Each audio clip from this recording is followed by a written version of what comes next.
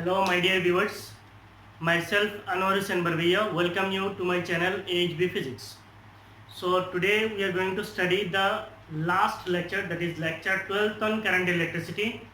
The topic is potentiometer. So we are studying current electricity. In that we are studying a section that is electrical measurements. In electrical measurements we have three devices: Wheatstone bridge, meter bridge and potentiometer. So this is the last theoretical topic. After that we will move with the numericals.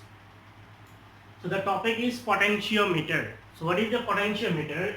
Actually a potentiometer is a versatile instrument. Versatile, versatile, versatile. Versatile means multi-purpose. So when you say versatile, versatile means multi-purpose. So a potentiometer is a versatile instrument used to measure the potential difference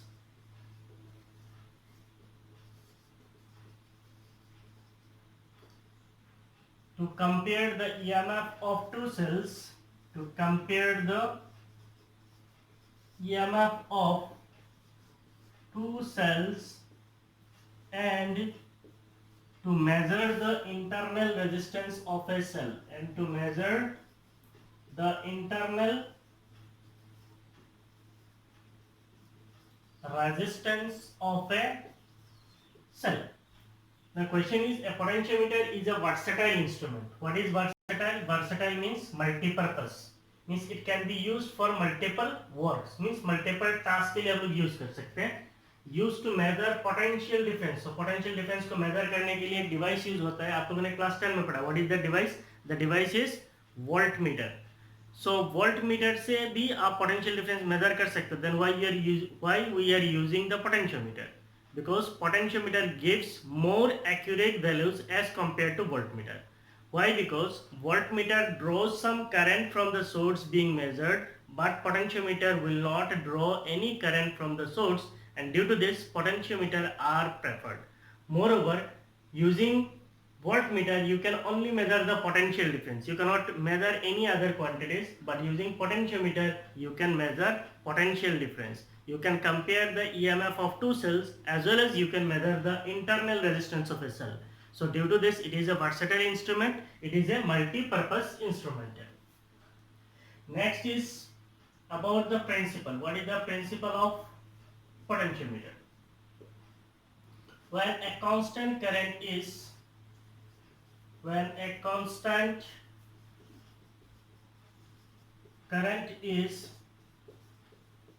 passed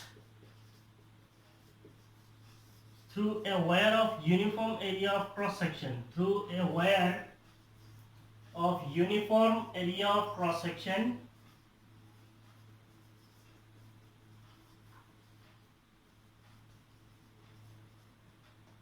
the potential drop across any portion of wire,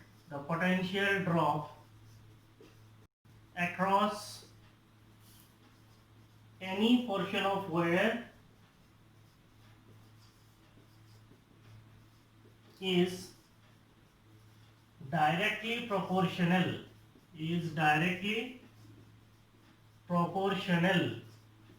to the length of that portion. So this is the principle of potentiometer. What is the principle? When a constant current is passed through a wire of uniform area of cross section, means अगर हम एक steady current या फिर constant current को पास कराते किसी एक wire से जिसका area of cross section uniform है, the potential drop across any portion of wire, उस वायर का किसी भी एक पोर्शन का जो पोटेंशियल ड्रॉप होगा is directly proportional to the length of that portion. ये पोटेंशियल ड्रॉप किसके साथ प्रोपोर्शनल होगा? लेंथ के साथ प्रोपोर्शनल होगा. What does it mean? मान लीजिए आपके पास कोई एक वायर है, किसी भी लेंथ का हो सकता है. Say we are having a wire, ये एक वायर है, इस वायर का uniform area of cross section है, इसका मतलब ये एकदम यूनिफॉर्म है. Suppose that area of cross section is A. So any area of cross section, ठीक है. Now if we allow a constant current to pass through this wire, इस wire के अंदर से अगर हम लोग एक स्टेडी करंट या फिर कांस्टेंट करंट को पास कराते हैं, suppose the current is I, the potential drop across any portion of wire is directly proportional to the length of that portion. इसका मतलब क्या है? If we assume, मान लीजिए कि ये जो हमारा वायर है इसका जो लेंथ है, suppose that length of that wire is 10 metre, इसका लेंथ कितना है 10 मीटर है, और ये 10 मीटर लेंथ पे जो पोटेंशियल ड्रॉप होता है, suppose that potential drop is 20 volt, 10 metre length पे पोटेंशियल ड्रॉप कितना है 20 वोल्ट है। इसका मतलब 1 मीटर लेंथ पे पोटेंशियल ड्रॉप कितना होगा, 1 मीटर लेंथ पे पोटेंशियल ड्रॉप होगा 20 डिवाइडेड बाय 10, दैट मींस कितना है 2 volt per metre, 2 volt per metre. So 1 metre length पे जो पोटेंशियल ड्रॉप होगा दैट इज 2 वोल्ट है। ये जो 1 मीटर लेंथ पे पोटेंशियल ड्रॉप होता है इसका एक नाम दिया जाता है phi, and this phi is, यहाँ पे फाई कितना है, it is 2 volt per metre. इसका मतलब फाई क्या है, it is the potential drop per unit length. What is phi, potential drop per unit length, means 1 metre length पे कितना पोटेंशियल ड्रॉप होता है उसको कहा जाता है potential drop per unit length. ना अगर कोई आपको बोलता है 2 मीटर लेंथ पे पोटेंशियल ड्रॉप कितना होगा, तो आप सिंपली बोलेंगे 2 इंटू 2 वोल्ट, तो इसका मतलब कितना है 4 वोल्ट है।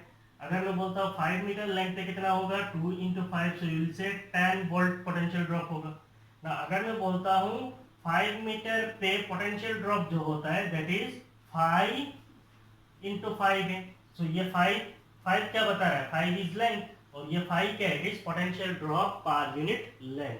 ठीक है।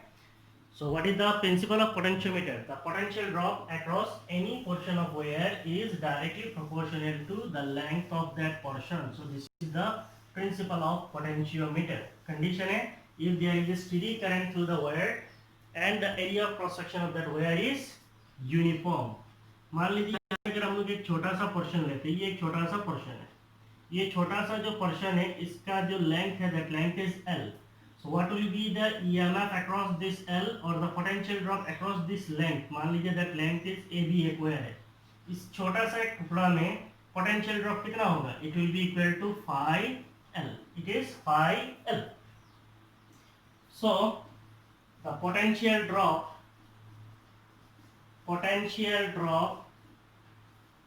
across a wire of length, across a wire of length L is, it will be potential drop across any length, it will be equal to phi L. What is this phi, where phi is the potential drop per unit length, phi is the potential drop per unit length, potential drop पर unit length. हो गया। सो बस इतना है, आप लोग लिख लीजिए। पहले पोटेंशियोमीटर क्या है, potentiometer is a versatile instrument, it's a multipurpose device है which can be used to measure the potential difference as well as to compare the EMF of two cells and to measure the internal resistance of a cell. तो ये multipurpose device हो गया। Principal है, जब इसके अंदर एक steady current को गुजारा जाता है तो उसके अंदर किसी भी एक पोर्शन का जो पोटेंशियल ड्रॉप होता है वो पोटेंशियल ड्रॉप जो है लेंथ के साथ प्रोपोर्शनल होता है। जैसे मैंने एग्जांपल बोला था 10 मीटर अगर लेंथ है, पोटेंशियल ड्रॉप 20 वोल्ट है, तो 1 मीटर लेंथ का पोटेंशियल ड्रॉप कितना है, 1 मीटर लेंथ का पोटेंशियल ड्रॉप है 2 वोल्ट। 2 मीटर का कितना होगा 4 वोल्ट, 3 मीटर का कितना होगा 6 वोल्ट। तो इसका मतलब जितना लेंथ बढ़ेगा उतना पोटेंशियल ड्रॉप बढ़ेगा। So length is proportional to potential drop. This is the principle of potentiometer.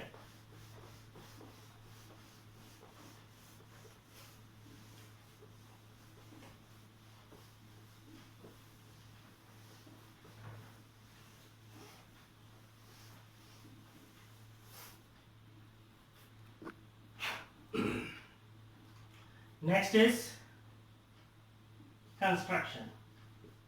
Construction means इसको कैसे बनाया जाता है। A potentiometer consists of a wire. A potentiometer consists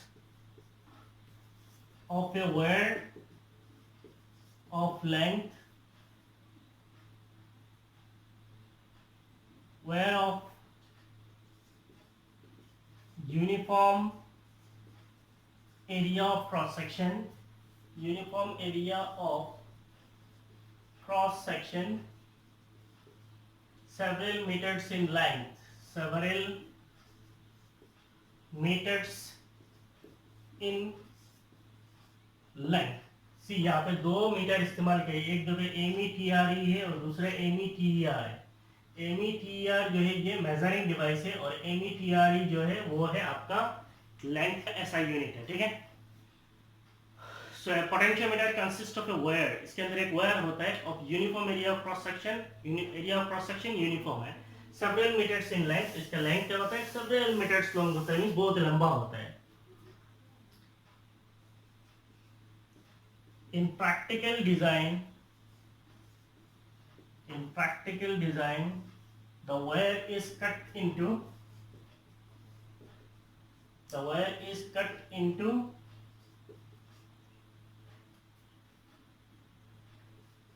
pieces and are placed side by side,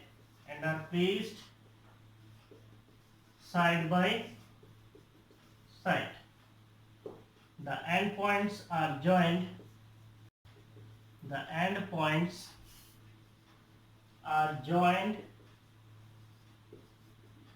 with the help of thick metallic strips. So construction क्या है? Potentiometer consists of a wire of uniform area of cross section several meters in length. बहुत लंबा wire होता है. In practical design, the wire is cut into pieces. Practically क्या किया जाता है? उस लंबा सा वायर को pieces में कट कर दिया जाता है and are placed side by side, और एक के पास दूसरा side by side रखा जाता है. The end points are joined with the help of thick metallic strips. और जो end points होता है उनको join किया जाता है metallic strips से. तो कैसे किया जाता है? मान लीजिए एक वायर है, इससे लंबा सा वायर है. मान लीजिए इसका लेंथ जो है 20 मीटर है. 20 मीटर बहुत ज़्यादा ही हो गया. मान लो 10 मीटर है. अब ये 10 मीटर लंबा सा वायर के ऊपर आप जोकी को लेके तो पूरा रूम पे नहीं घूम सकते, कहाँ पे नालपन मिलेगा. तो इसलिए क्या किया जाता है? इस वायर को ऐसे इक्वल पीसेस में काट दिया जाता है.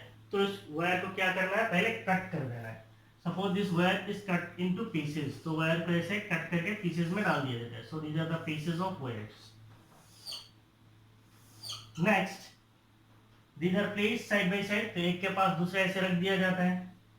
Then the end points of these wires are joined with the help of thick metallic strips. तो ऐसे thick metal strips लिया जाता है और इनके end points को क्या किया जाता है? Join कर दिया जाता है. So these are the end points. These end points are joined with the help of thick metallic strips. Thick metallic strips का मतलब क्या है? मोटा मोटा मेटल का प्लेट से इनको जोड़ दिया जाता है. Then this will act as a single wire. इधर से देखिए अभी ये पूरा joined हो गया. So it will act as a single wire. तो ये पूरा वायर पे ऐसे लंबा नहीं रख के इसको क्या किया जाता है? कट कर दिया जाता है, फिर साइड बाय साइड रखा जाता है. एंड पॉइंट्स को मेटालिक स्ट्रिप से ज्वाइन किया जाता है. So these are your thick metallic strips. Thick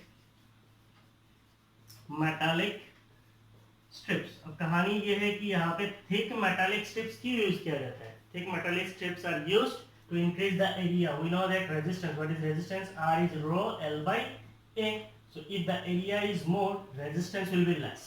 तो यहाँ पे जो मेटालिक स्ट्रिप ज्वाइन किया जाता है, इनका रेजिस्टेंस को इग्नोर करने के लिए एरिया मोटा मोटा लगाया जाता है, ताकि मोटा में उतना मोटा नहीं है, मोटा मोटा लगाया जाता है ताकि एरिया बढ़ जाए. एरिया बढ़ जाए तो रेजिस्टेंस घट जाएगा. So ultimately we can consider this wires only and this resistance can be neglected. तो जहाँ पे ज्वाइन किया गया है वहाँ का रेजिस्टेंस जो है उसको नेग्लेक्ट कर सकते हैं, इसीलिए मोटा मेटालिक स्ट्रिप्स ज्वाइन किया जाता है. So now you right the construction part.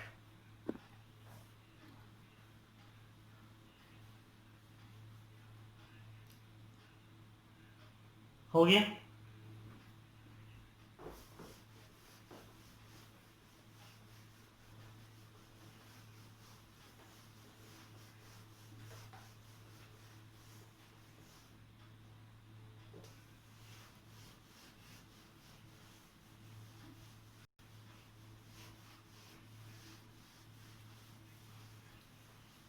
Now we will study the applications of potentiometer. तो potentiometer का दो application है, एक है to compare the EMF of two cells, the other is to measure the internal resistance of a cell. और ये दोनों derivation बहुत ज़्यादा important है, इसके ऊपर numericals भी आता है, ठीक है? So the next topic is we are going to study the applications of potentiometer. Applications of potentiometer. So in applications of potentiometer, the first application is to compare the EMF of two cells. To compare the EMF of two cells. तो हमें करना क्या है? EMF measure करना है, EMF compare करना है. So the circuit diagram to compare the EMF of two cells, to compare the EMF of two cells using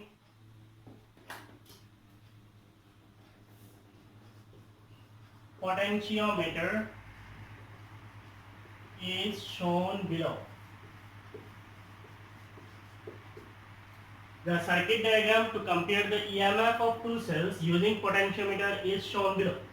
तो हम लोग अभी क्या करेंगे, एक पोटेंशियोमीटर ड्रॉ करेंगे. Suppose this is a potentiometer.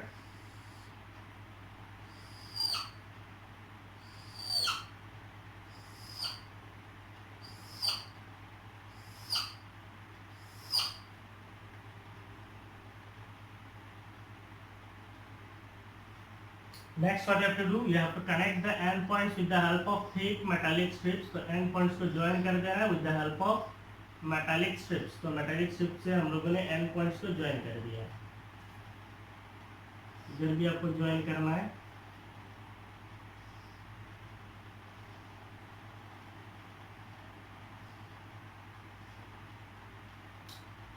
Now using this, what we are going to do, we are about to compare the EMF of two cells. तो हमारे पास दो सेल हैं, इनका EMF हमें नहीं पता है, उनका EMF को हम लोग कंपेयर कर सकते हैं. For this we are considering that we have two cells. मान लीजिए यहाँ पे कोई एक सेल है, यहाँ पे कोई एक दूसरा सेल है. This two cells are connected to a two way की.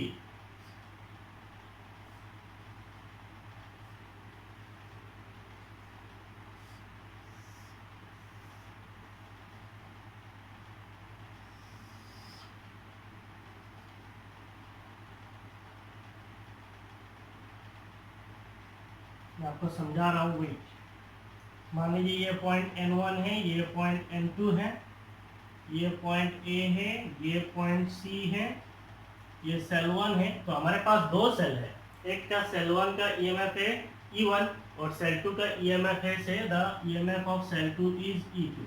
अब ये दोनों सेल का EMF हमें नहीं पता है, हमें क्या करना है, कंपेयर करना है. सपोज ये जो है इसका 3 टर्मिनल है, 1 2 3. तो ये 1 एंड 3 को अगर हम लोग ज्वाइन करेंगे तब क्या होगा, 1 3 को जब ज्वाइन करेंगे तो हमारा सेल 1 जो है वो कनेक्ट हो जाएगा सर्किट पे.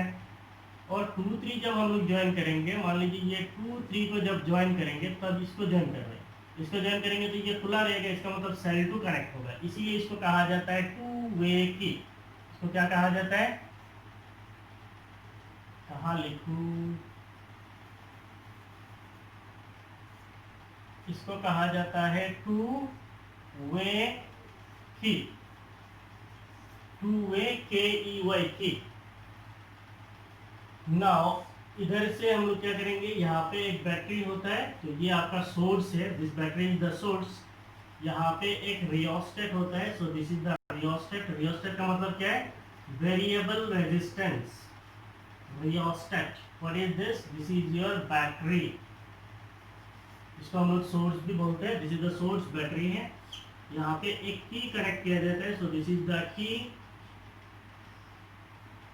से दैट की इज के.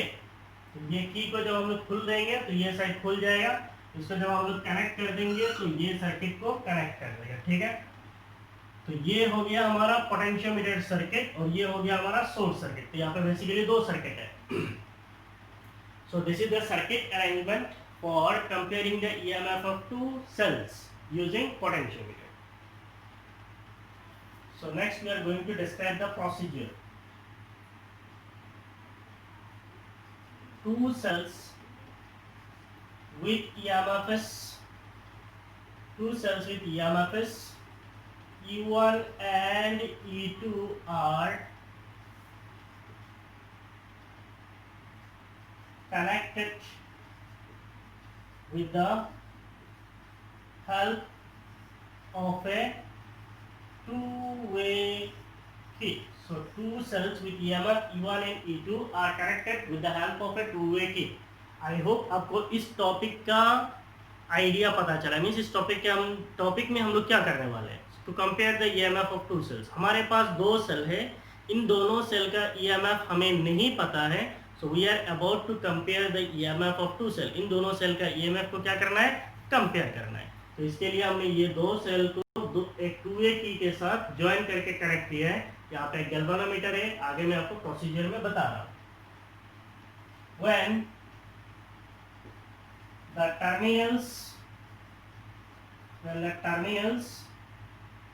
or when the points marked भी लिख सकते हैं। When the points marked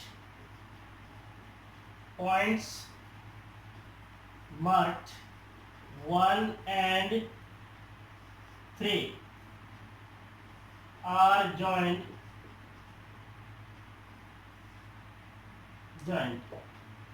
cell 1 with EMF E1 is connected in the circuit with EMF E1 is connected in the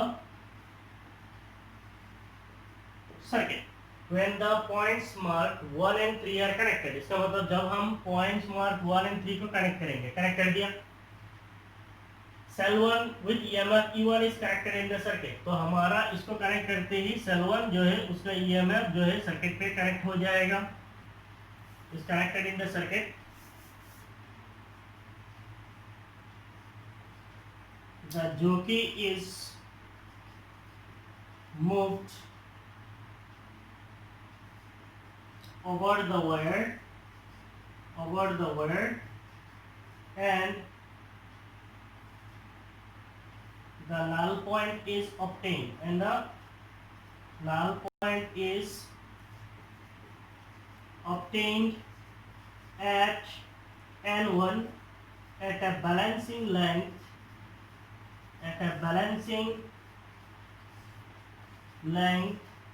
L1।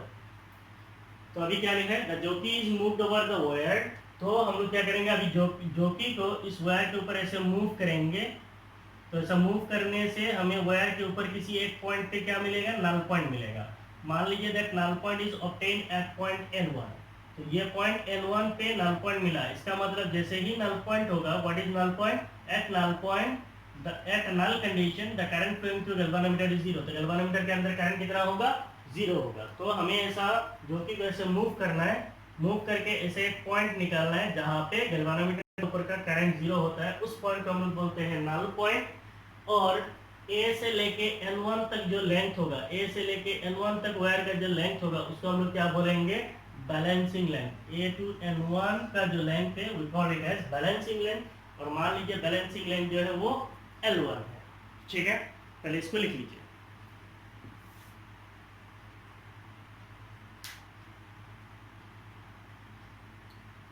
लिखिए,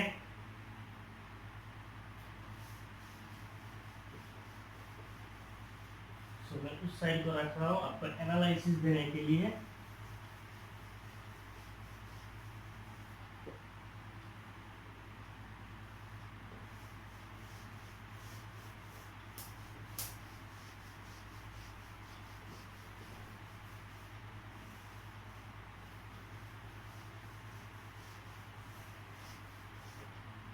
तो अभी हम लोगों ने 1 3 को ज्वाइन किया और सेल 1 को सर्किट पे कनेक्ट कर दिया। बैलेंसिंग पॉइंट मिल गया, नल पॉइंट मिल गया N1 पे, बैलेंसिंग लेंथ मिल गया L1।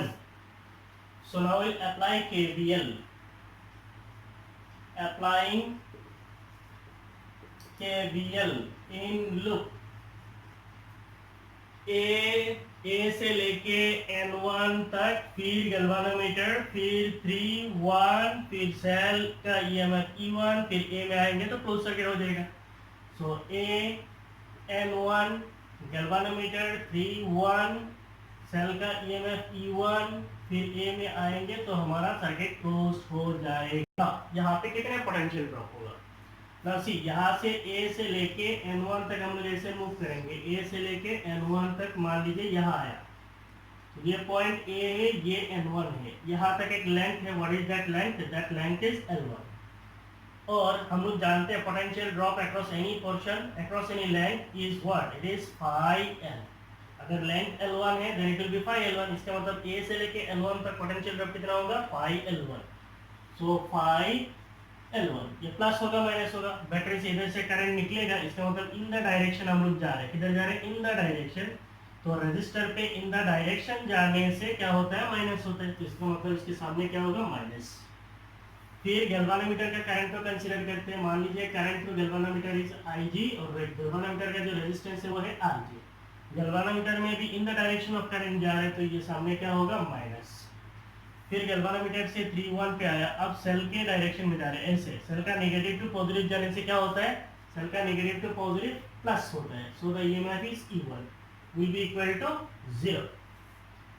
अगर आपको ये डायरेक्शन में कंफ्यूजन है तो आप लोग किरचॉफ लॉ को एक बार जाके देख लीजिए तो ही आइए, नहीं तो आपको फिर बहुत दिक्कत होगा। ठीक है, so from this we can write E1 will be equal to phi L1। say this is equation 1 और यहाँ पे IG equal to 0 है। why IG is 0? because at balance condition there is no current flowing through galvanometer। तो अब ये हमारा cell 1 का EMF निकाल दिया। अभी क्या करना है? सेम प्रोसेस करना है करके सेल 2 का EMF निकालना है। now we will connect 1 and 3 का भी निकाल देंगे। now we will connect 2 and 3। suppose the points 2 and 3 are connected। 2 and 3 are connected such that cell 2 with EMF E2 is connected in the circuit,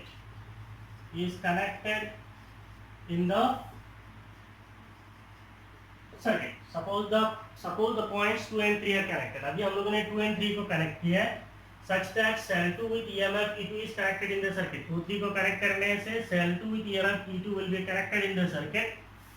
suppose the null point is obtained at N2। suppose the null point is obtained at N2 at a balancing length L2। suppose the null point is obtained at N2। अभी हम लोग फिर से क्या करेंगे? जोकी को move करेंगे और अभी हमारा null point मान लीजिए कहाँ पे आया? N2 पे आया और A से लेके N2 तक लेंथ कितना है? L2 है। at a balancing length, the balancing length is L2। now we can again apply KVL in loop। अभी हमारा लूप कौन सा होगा? A N2 गैल्वानोमीटर 3 2 सेल का सेकंड सेल का EMF A we have। तो कहा जाएंगे A से लेके N2 तक गैल्वानोमीटर, फिर 3 2 फिर सेल 2 EMF, फिर A में आएंगे क्लोज सर्किट हो जाएगा। तो A से लेके N2 तक पोटेंशियल ड्रॉप कितना है? पहले के जैसे माइनस phi L2। गैल्वानोमीटर का करंट से IG, resistance RG plus cell 2 का EMF will be equal to 0। Cell 2 का EMF E2 will be equal to phi L2। say this is equation number 2। why? since galvanometer का current कितना है? 0 है। at balance condition current to galvanometer is 0। अब हमारे पास cell 1 का EMF है, cell 2 का EMF है। so we can write using equation 1 and 2। what we can write? Cell 1 का EMF डिवाइडेड बाय सेल 2 का EMF will be equal to L1 divided by L2। That means अगर हमें balancing length L1 and L2 पता है, if we know the balancing lengths L1 and L2, then we can compare the EMF of two cells using potentiometer. So this is the complete procedure for comparing the EMF of two cells using potentiometer. ठीक है, और ये procedure आपके exam में आता है, आप लोग कॉपी कर लीजिए। इस फिगर को कॉपी नहीं करना है, इसको मैंने ऐसे ही बचा के रखा है, अभी फिर से मेरा काम आएगा इसीलिए रखा है। ठीक है, कॉपी कर लीजिए।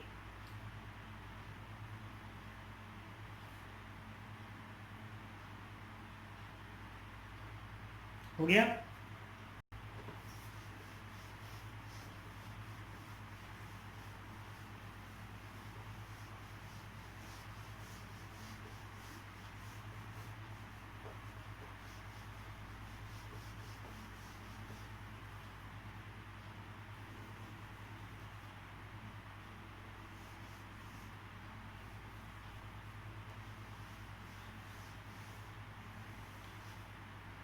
Now we'll study the second application of potentiometer, and it is to measure the internal resistance of a cell. To measure the internal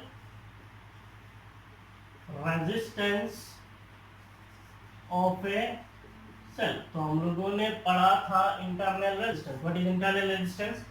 It is the resistance offered by the electrodes and electrolytes of a cell. Cell के अंदर जो electrodes होता है और electrolytes होता है, उनकी वजह से जो resistance होता है उनको हम क्या बोलते हैं? Internal resistance बोलते हैं।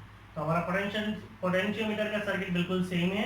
We have to consider that we have a cell. मान लीजिए ये कोई एक सेल है, इस सेल का EMF E है, इंटरनल रेजिस्टेंस R है। ये इंटरनल रेजिस्टेंस R हमें नहीं पता है, इस R को निकालना है। तो इसके लिए हम लोग क्या करेंगे, मान लीजिए यहाँ पे कोई एक सर्किट है, यहाँ पे हम लोग एक की को कनेक्ट करेंगे। तो ये की जो है K2 है, इसके साथ यहाँ पे हम लोग एक रेजिस्टेंस बॉक्स को जोड़ेंगे। से this is the resistance box, इसको हम लोग क्या बोलते हैं? Resistance box. ये हो गया resistance box.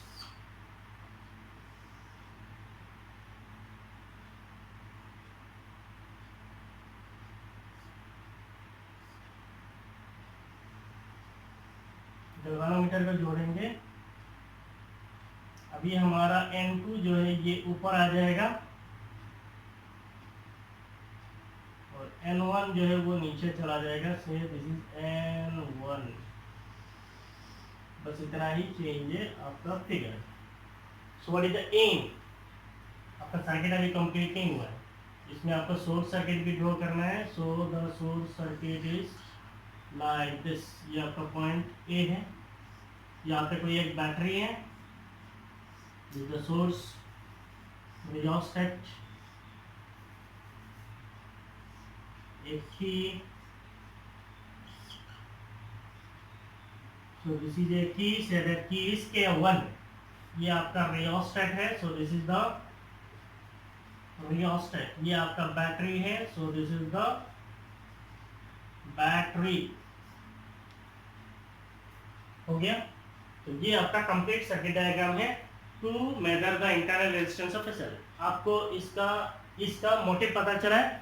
What we are going to do, we are going to find the internal resistance of a cell. हमें किसी एक सेल का इंटरनल रेजिस्टेंस निकालना है, और उस सेल का इंटरनल रेजिस्टेंस को निकालने के लिए हमने एक रेजिस्टेंस बॉक्स इसके पैरेलली कनेक्ट किया है विद द हेल्प ऑफ ए की।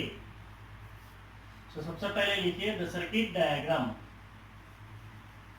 The circuit diagram to measure the internal resistance of a cell, to measure the internal resistance of a cell using potentiometer is show. तो हमें एक cell का internal resistance निकालना है, उसके सर्किट डायग्राम हमने draw किया है।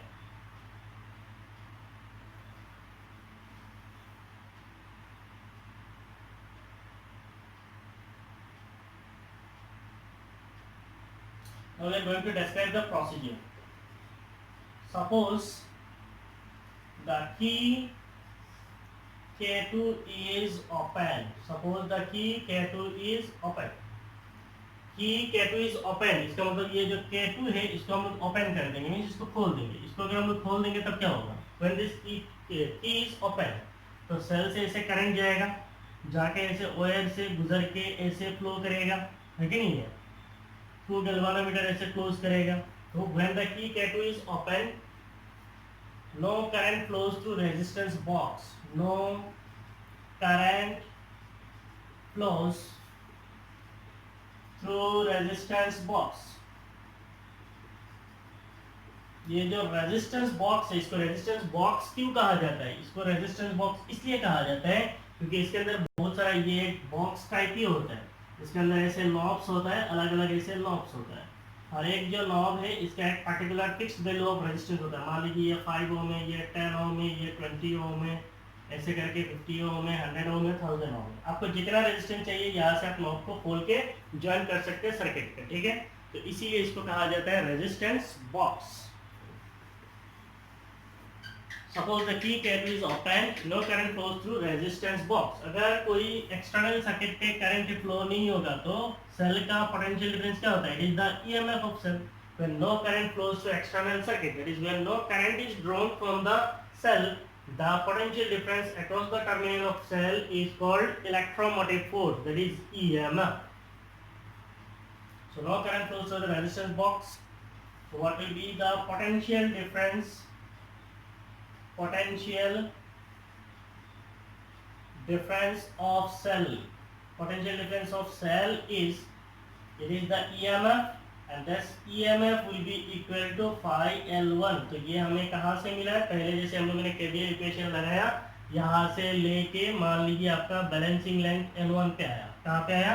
At a point N1। इसका लेंथ मान लीजिए L1, तो phi into L1, गैल्वानोमीटर तो 0 है, so E equal to phi L1, ठीक है? So this is your first equation. Suppose the key K2 is closed. Suppose the key K2 is closed. अगर हम लोग की K2 को क्लोज करेंगे, एक current flows through resistance box, एक current flows through resistance box, a current flows through resistance box and thus potential drop occurs, and thus potential drop occurs. तो हम लोग जब रेजिस्टेंस बॉक्स को कनेक्ट कर देंगे, मान लीजिए हमारा रेजिस्टेंस बॉक्स है, अभी इसको हम लोगों ने कनेक्ट कर दिया। जैसे ही कनेक्ट करेंगे तब क्या होगा? सेल का एक करंट इधर जाएगा, दूसरा रेजिस्टेंस बॉक्स के ऊपर जाएगा। इसका मतलब रेजिस्टेंस बॉक्स के ऊपर एक पोटेंशियल ड्रॉप होगा। करंट जाएगा तो पोटेंशियल ड्रॉप होगा। So what will be the potential difference? So this potential difference is called terminal potential difference, or simply you can say the potential difference of cell is the potential difference of cell is potential difference of cell. We can now write it as V will be equal to phi L2. Say this is our second equation, V equal to phi L2. तो पहले हमारा resistance box को निकाल दिया था, open कर दिया था, तो कोई कारण नहीं था। सेल का पोटेंशियल डिफरेंस क्या था? E equal to phi L1। अब हमने रेजिस्टेंस बॉक्स को ज्वाइन कर दिया। रेजिस्टेंस बॉक्स को ज्वाइन करेंगे तो रेजिस्टेंस बॉक्स से एक करंट गुजरेगा। रेजिस्टेंस बॉक्स के अंदर करंट गुजरने की वजह से रेजिस्टेंस बॉक्स के ऊपर एक पोटेंशियल ड्रॉप होगा। अब हम लोग सेल का पोटेंशियल डिफरेंस को लिख सकते हैं V equal to phi L2। तो पहले का केस में जोकी को ऐसे मूव किया तो हमारा बैलेंसिंग लेंथ कहाँ पे आया? N1 पे, और बाद में आया कहाँ पे? N2 पे, क्योंकि अभी कुछ पोटेंशियल ड्रॉप इधर होगा तो यहाँ पे लेंथ क्या हो जाएगा? छोटा हो जाएगा। पहले यहाँ पे ड्रॉप नहीं था, इसीलिए यहाँ पे ज्यादा लेंथ पे आया था, ठीक है? सो कॉपी कर सकते हैं।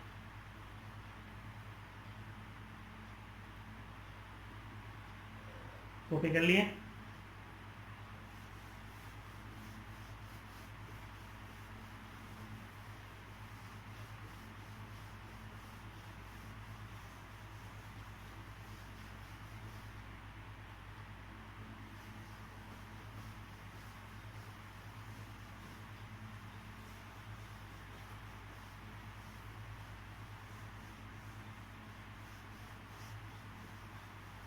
खत्म नहीं हुआ अभी, ठीक है। इंटरनल रेजिस्टेंस निकालना है। Now using equation 1 and 2 we can write E by V will be equal to phi L1 by phi L2, so ultimately L1 by L2. Say this is equation number 3. Using Ohm's law, what is Ohm's law? Potential drop V equal to IR. Potential drop V equal to क्या होता है? IR. And अगर मान लीजिए आपके पास कोई एक cell है, मान लीजिए ये कोई एक सेल है, इसका इंटरनल रेजिस्टेंस स्मॉल आर है, ईएमएफ ई है, इसके अक्रॉस में कोई एक एक्सटर्नल रेजिस्टेंस है, ये एक्सटर्नल रेजिस्टेंस है, that external resistance is R, इसके अंदर कोई करंट जाता है, suppose the current is I, so what is that E equal to I into R होता है। अब यहाँ पे आर क्या होगा, ये दोनों आर ऐड होगा क्योंकि ये दोनों कैसा है, सीरीज में है, ये इंटरनल रेजिस्टेंस है, ये एक्सटर्नल रेजिस्टेंस है, दोनों रेजिस्टेंस ऐड होगा, so it will be R plus this, so I into capital R plus small r, this will be the EMF, so EMF of cell will be equal to I capital R plus small r. That is substituting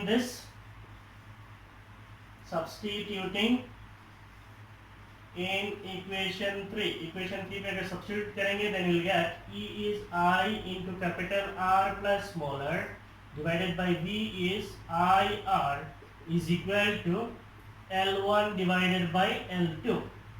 I will get cancelled, then R by R is 1 plus small r divided by capital R will be equal to L1 by L2. That means small r by capital R will be equal to L1 divided by L2 minus 1.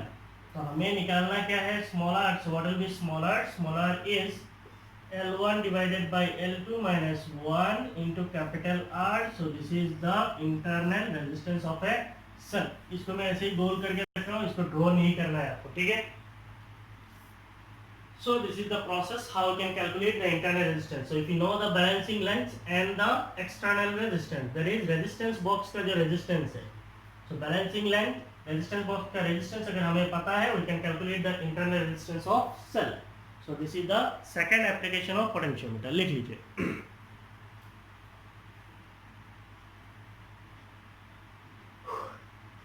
हो गया।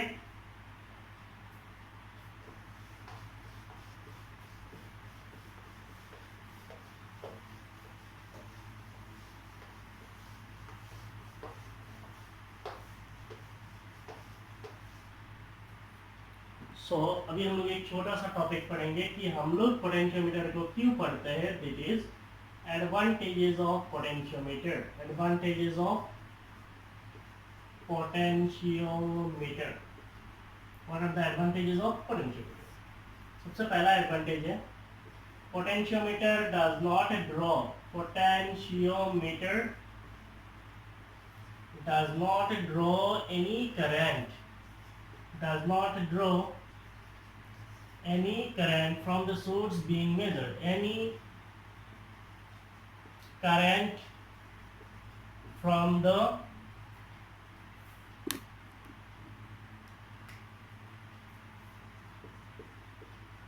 source being measured। Potentiometer जो है ये source से कोई भी current को draw नहीं करता है। Potentiometer does not draw any current from the source being measured. इसका मतलब क्या है, आप लोगों ने देखा है जैसे हम लोगों ने पोटेंशियोमीटर यहाँ पे ड्रॉ किया है, इस साइड में पोटेंशियोमीटर था, इस साइड में सोर्स था, तो हमने जब भी एनालिसिस किया किधर से किया है, खाली पोटेंशियोमीटर सर्किट का किया, मेन सर्किट का कुछ किया है, कुछ भी नहीं किया है। इसका मतलब पोटेंशियोमीटर जो है मेन सर्किट से कोई करंट ड्रॉ नहीं करता है।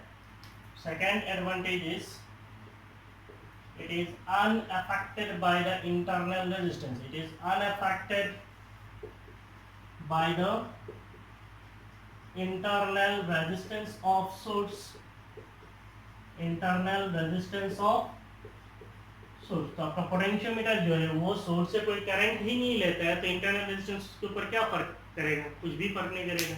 So you can say that it is unaffected by the internal resistance of source। So this is the second advantage of potentiometer, आपको लिख लीजिए। सो this is all about potentiometer. So this is the end of theory topics in current electricity. In coming classes we will meet with numericals. If you really like my videos, please share my videos and subscribe to my channel. Thank you. Bye bye.